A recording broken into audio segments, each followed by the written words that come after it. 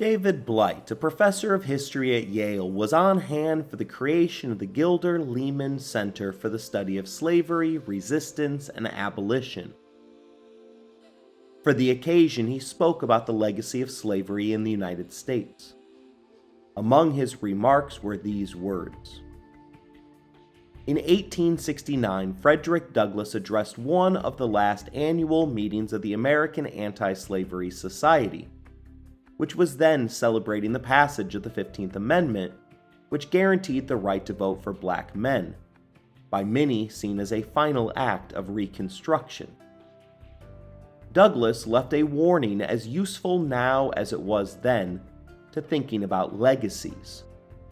He acknowledged all the abolitionist victories and the fact that their opponents seemed in full retreat. But slavery is not honestly dead. It did not die honestly, he said. Douglass's words apply to our current racial and constitutional condition as well as his own. Had slavery's death come of moral conviction instead of political and military necessity? Had it come in obedience to the enlightenment of the American people? Had it come at the call of the humanity of the slaveholder as well as the rest of our fellow citizens, slavery might be looked upon as honestly dead. The former slave was reminding his country that slavery died in an all-out war, crushed by mighty might and the changed minds of some, but not of many others. It had died only against tremendous bloody resistance. It did not die suddenly because Americans awoke one day and decided to vote slavery out of existence. This warning, delivered at the peak of Reconstruction's triumph, fits as well our current historical moment. Racism, like the constitutional persuasion sometimes practiced, wittingly or not to defend it, never dies honestly. History is never so easy, and it never stops happening. With this sobering awareness, we will study the idea of legacies of the most difficult aspects of our past, because we have to. The U.S. education system often separates world history from American history. In my school, some students may never take a high school world history course, and if they do, 2 years may pass before they then engage with American history lessons. This gap notably impacts two crucial subjects, the Holocaust and the slave trade. Despite the event's global significance, the Indiana curriculum tends to integrate these issues more into the U.S. curriculum, framing the teaching through an American perspective. For instance, addressing the Holocaust purely from an American viewpoint raises questions such as, how did it affect us? What was our role in it? And how did its conclusion alter our history? Answering just through the American lens greatly reduces the significance of the Holocaust, as those answers are, not much, we helped to end it, and again, not much. Teaching slavery through an American focus likewise prompts similar inquiries. As slavery helped to grow our nation, we fought a war to end it, and its conclusion, or lack thereof, still is inspiring ongoing fights for equality and rights. Americans today still grapple with the lasting remnants of the peculiar institution, debating the removal of Confederate statues, dismantling remaining structural disadvantages, and contemplating the worthiness of reparations. However, these discussions are often inward-focused, recognizing how slavery affected us, while overlooking the impact on the source of the slave trade, West Africa. That is the story we aim to tell today.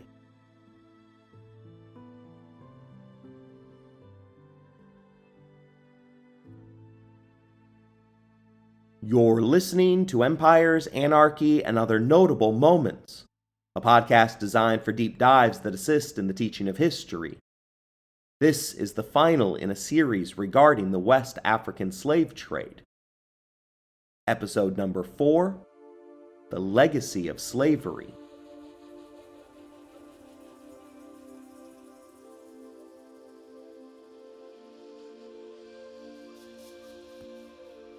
Throughout this series, we have delved into West African societies during the transitional period of 1400 to 1700. Prior to the 15th century, specifically in 1324, Mansa Musa announced both his and the Malian Empire's presence to the world with the largest of golden megaphones. The decisions made during his Hajjah resulted in Timbuktu emerging as the center for trade and learning throughout the known world.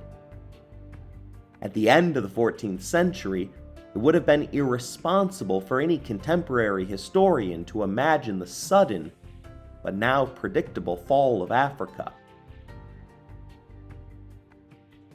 The Age of Discovery brought Portuguese caravels to what would become known as the Gold and Ivory Coasts of Western Africa.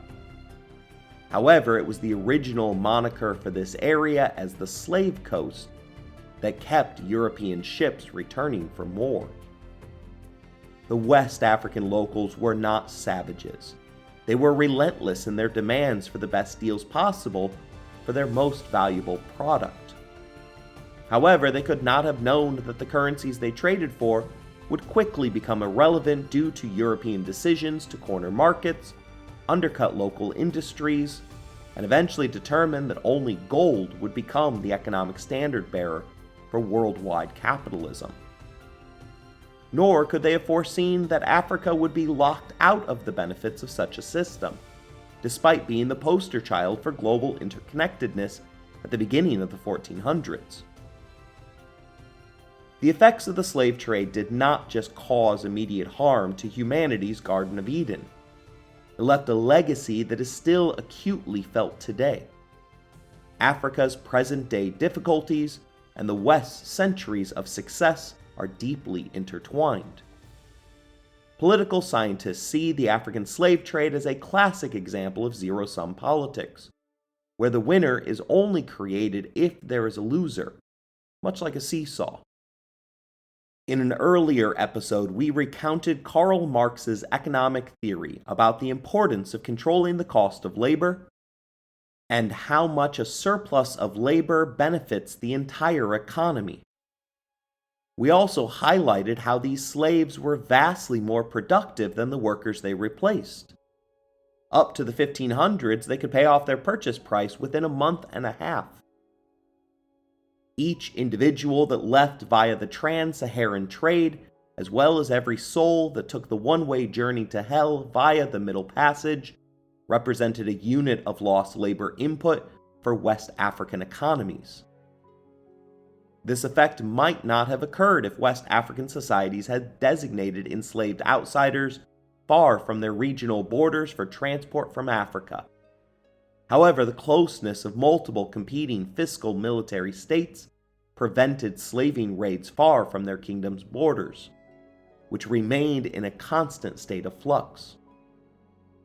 Of the 12 million humans that went across the Atlantic, 77% of them, roughly 10 million, came from the local regions of West and West Central Africa. In other words, 77% of the slaves traded to the Americas came from only 9% of the land area of the continent of Africa. Around 300,000 of these souls came to the United States of America, while Brazil took in 3.1 million. Imagine if these African civilizations had found productive ways to incorporate their workers into their societies, ideally as free workers. But even if they had just kept them as their own source of free labor, these nations could have built industries that would have rivaled and likely surpassed their European competitors.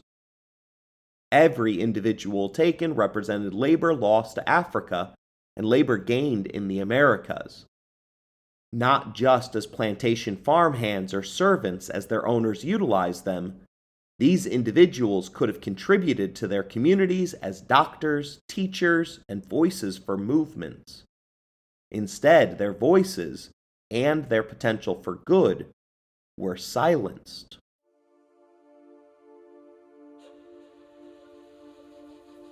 One of the keys to civilization is having a surplus of people. Extra people, those not needed for the production or gathering of food, enabled job specialization. Societies can only afford endeavors like exploration missions, research projects, or even amateur podcasters when they have surplus labor. Societal advances become luxuries for civilizations that can plan long term. The fiscal military state, however, demanded that surplus labor perform military duties, either for expanding their own slave revenue or preventing another society from harvesting their people for their gain. Their state of nature dictated offensive war for survival. By 1800, Africa's population was estimated to be half what it would have been without the slave trade. Half of the population was either sent into slavery or died as a sacrifice for the expansion of the slave trade. The fiscal military state expanded itself through violence, sending soldiers to subjugate others. Add to this the population loss due to traditional African diseases and famine caused by the changing climate during the medieval warming period. To put these effects into context, the closest historical example involves the bubonic plague's impact on Europe. Beginning in 1348, estimates suggest Europe lost between 30 to 50% of its total population.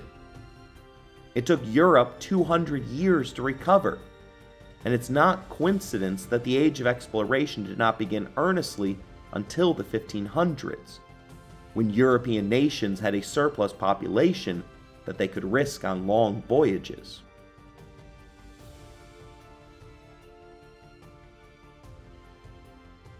And the slave trade didn't just take anyone. It isn't as though the market desired farmhands and therefore only searched out and captured experienced farmers. The continual use of the vague term of slave masks the fact that Africa was deprived of future teachers, doctors, and parents. Slavers preyed upon the weak, representing the worst of humanity. Those who survived the inherent violence of the trade often represented the brightest and strongest of Africa's people. While plantation owners desired physically strong workers, they also valued intelligence. Intelligent slaves learned quickly, reducing the need for discipline. Owners could assign them more complex tasks and grant them more freedom, trusting they understood the consequences of disobedience. Nat Turner's Rebellion in America illustrates the consequences of intelligent slaves seeking freedom. Turner successfully rebelled, but he was eventually caught, tried, and brutally punished. Almost 200 innocent slaves not involved in the insurrection were killed by white mobs fearing the spread of rebellious ideas. For slaves who experienced their own social death without hope for resurrection, the future seemed bleak. Removing the brightest and strongest left West Africa with those deemed morally corrupt by outsiders.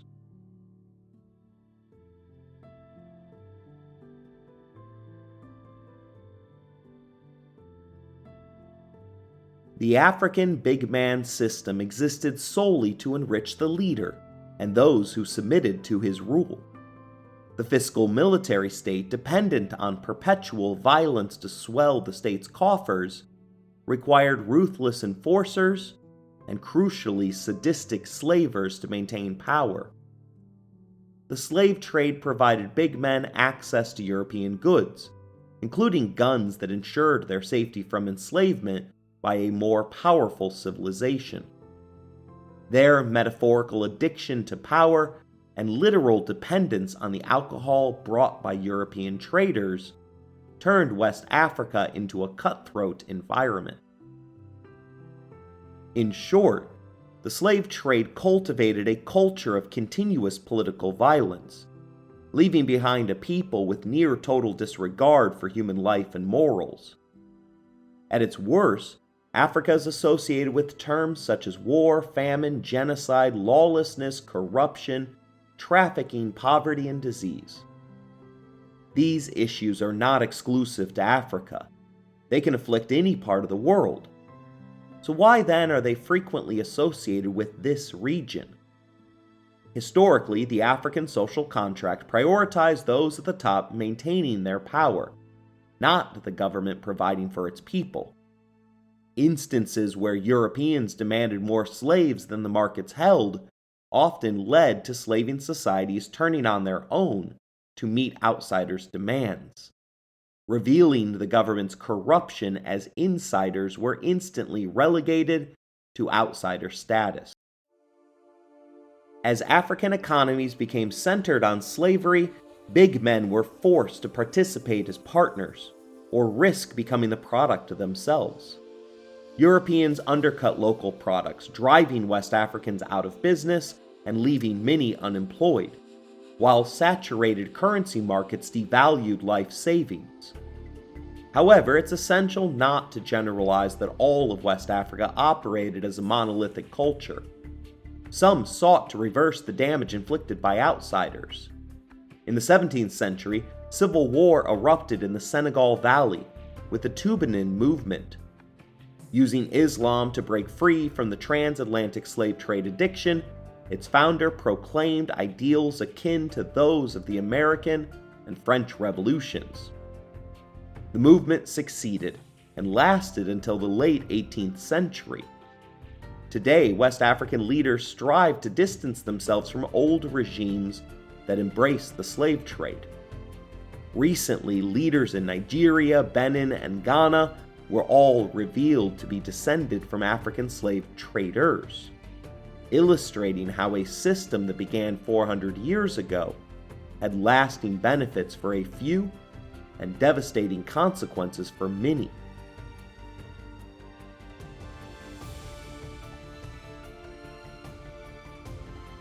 Trust and togetherness are crucial elements in overcoming the challenges that African societies face daily. Harvard professor Nathan Nunn conducted a notable study investigating whether Africa's current state of underdevelopment could be linked to the advent of the slave trade. Published in the Quarterly Journal of Economics in 2008, Nunn discovered a strong relationship between slave exports and greater ethnic fractionalization. According to his estimates, the entire difference in African ethnic fractionalism compared to other parts of the world can be explained by the impact of the slave trade. Historian Sean Stillwell illustrates the division between locals and outsiders by recounting his first visit to a modern-day village in Africa. A local boy deliberately led him through a convoluted path, intentionally getting him lost. This strategy, adopted during the slave trade, involved keeping villages away from well-traveled paths or water sources to avoid detection by slavers. Trust in Africa meant keeping one's circle small and automatically distrusting outsiders. The term social death applies not only to the removal of a slave from their kin, but also to the social fabric of a community. Coastal cities became associated with the slave trade, while rural areas sought to hide and create quick escape routes if needed.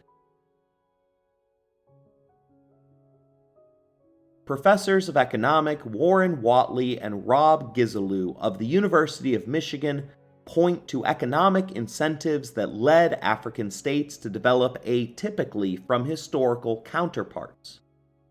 Traditional governments defend territory, requiring outposts and bureaucratic institutions for governance and tax collection. The slave trade, however, provided different incentives. Slave raids operated as one-time expenses or hit-and-runs, as opposed to controlling extensive land masses. Since raiders had to converge at fixed points on the coast to meet European traders, it became more practical to permanently station bureaucratic tax collectors at the ports. In this way, the slave trade incentivized state development while keeping the focus on the center of the big man's power, rather than on the edges of their kingdom. In the words of Whately and Gizelou, the conditions under which the African response discouraged political development and encouraged violence, social hierarchy, and ethnic diversity. The economic repercussions of slavery have enduring effects, impacting even today's societies. None study draws a direct connection between Africa's poorest nations in the 21st century and those that suffered the most significant population losses due to the slave trade. His analysis reveals a correlation between average income per person in the year 2000 and slave exports normalized by land area. Nations such as Benin, Ghana, Ivory Coast, Sierra Leone, Guinea, and Burkina Faso, all with substantial depopulation during the slave trade, now fall among the poorest third of African nations. European nations disrupted local businesses by flooding markets with cheaper goods, exemplified by the takeover of Cape Verde, where African slave labor was imported to create cheaper African cloth, undercutting the market. Inflation of local currencies and the eventual adoption of the gold standard left Africans excluded from the global economy their slaves had helped to build. While slaves in the Americas formed the backbone of the powerful 20th century economy, West African economies could not withstand the end of slavery, which continued officially in the region incredibly until 1875, and unofficially until World War I in 1917. Disturbingly, reports persist of the human slave trade in West African nations today. As the slave trade closed, West African nations faced new economic challenges, coupled with the invention and application of technologies like the steamboat, the Maxim gun, and anti-malarial drugs. These factors paved the way for European colonization as African kingdoms that had relied on the slave trade weakened, creating a power vacuum eagerly filled by European nations. Facing economic challenges related to the loss of their colonies, European nations justified their actions at the Berlin Conference in 1884 as part of a civilizing mission, claiming the white man's burden to bring civilization to the savages. This rewriting of African history obscured the fact that Africa was once the epicenter of the interconnected global economy. The Berlin Conference overlooked the widespread acceptance of cowrie shells as currency worldwide and replaced the narrative with a skewed image of Africans trading valuable resources for worthless trinkets. While African armies may have initially been formidable opponents, by the end of the slave trade, these empires had become weakened, depopulated, and disorganized. The effects of the slave trade left African nations vulnerable, and nearly every single one was colonized and exploited by the year 1900, dealing a knockout punch to nations that were beginning to show signs of recovery from the slave trade.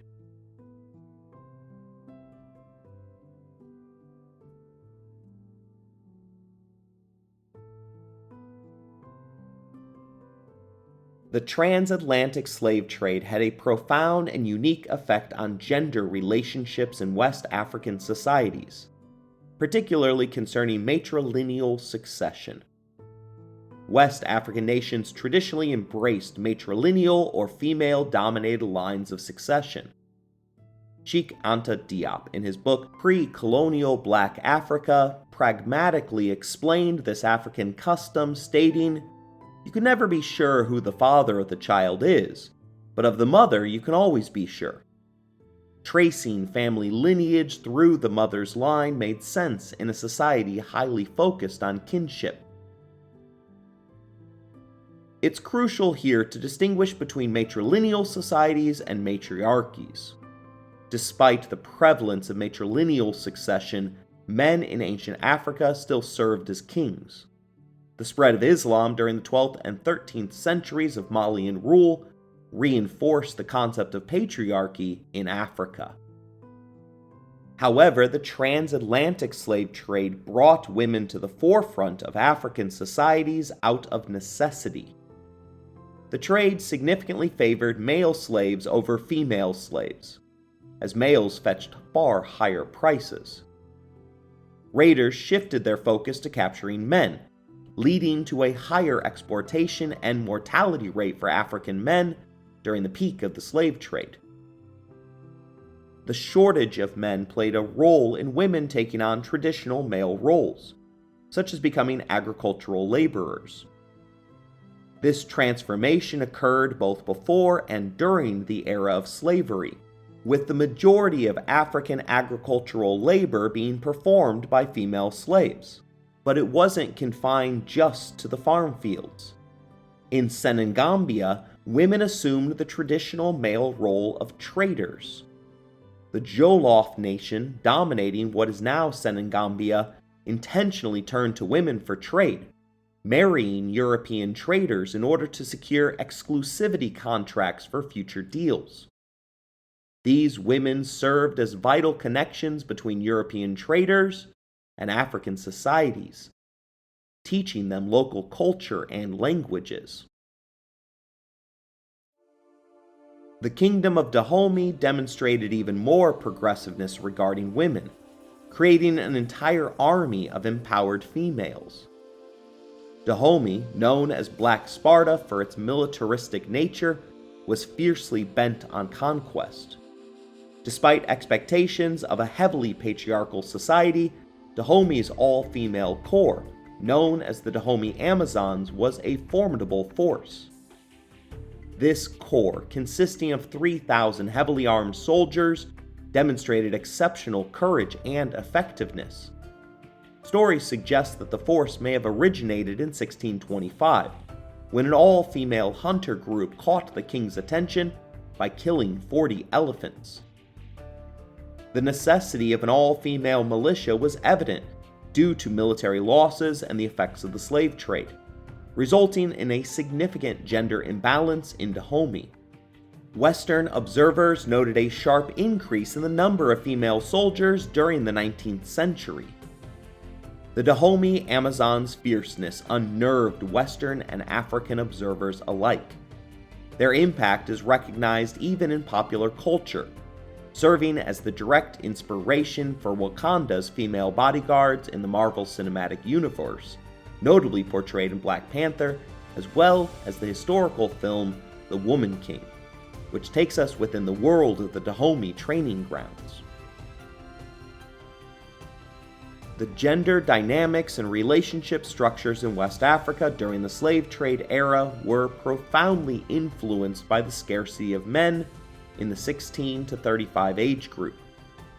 This shortage of men led African women to take on roles traditionally associated with men, such as farming, trade, and even soldiering, showcasing their resilience and capability. In the context of marriage, the scarcity of eligible men created a situation where women often entered unions with other women.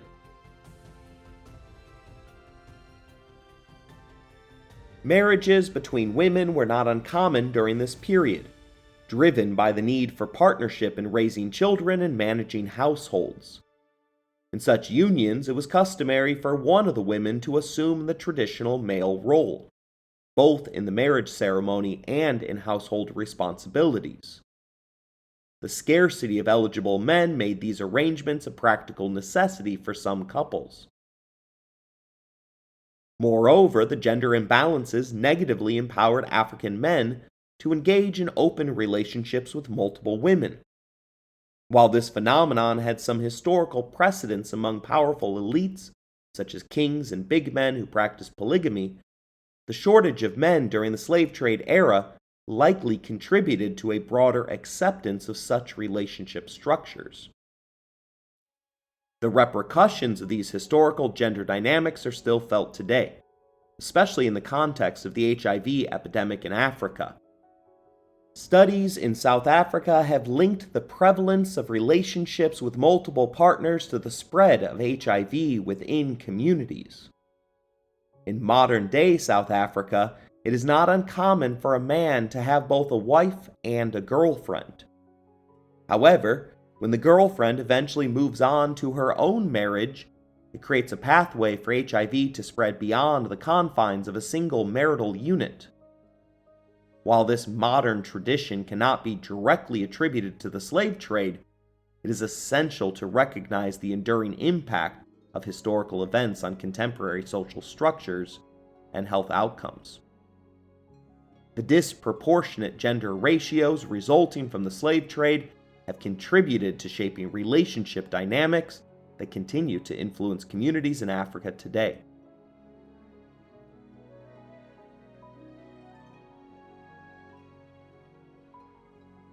While this series is focused on the peoples of West Africa between 1400 and 1700, it is impossible to ignore the effects on all of the individuals around the world that were either directly or indirectly affected by the slave trade.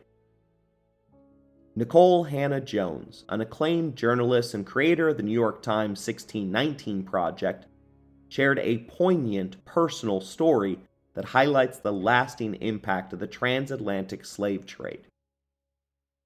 In her elementary school years, Nicole faced an assignment that many students might find exciting: researching and reporting on the country or region their ancestors hailed from. This type of assignment is common in American education, fostering a sense of pride in one's heritage and an understanding of familiar roots. However, Nicole's experience took a different turn. Her family has been able to trace their arrival to America back to the slave trade, but she didn't know the specific countries her ancestors came from.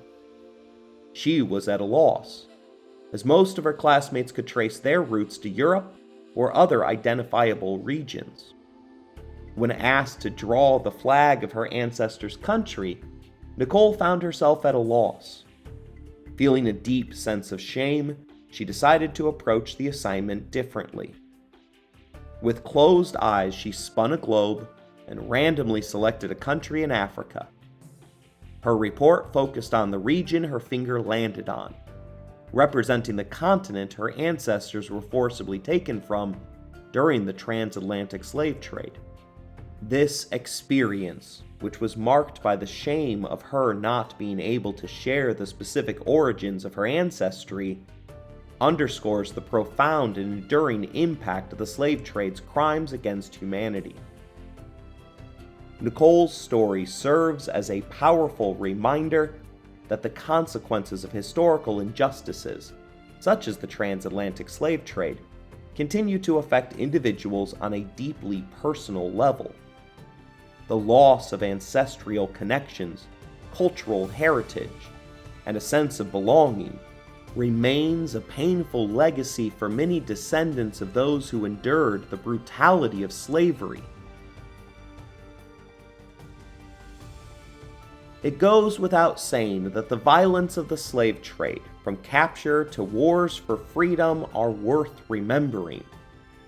But when you think of a 10-year-old girl ashamed of not being able to tell the teacher that she doesn't know where her ancestors came from, puts it into perspective that we can't exclude any voice regarding the legacy of the slave trade.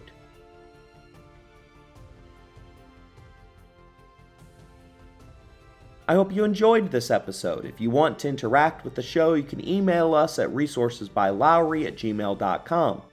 If you'd like to financially support the show, please look in the description for more information.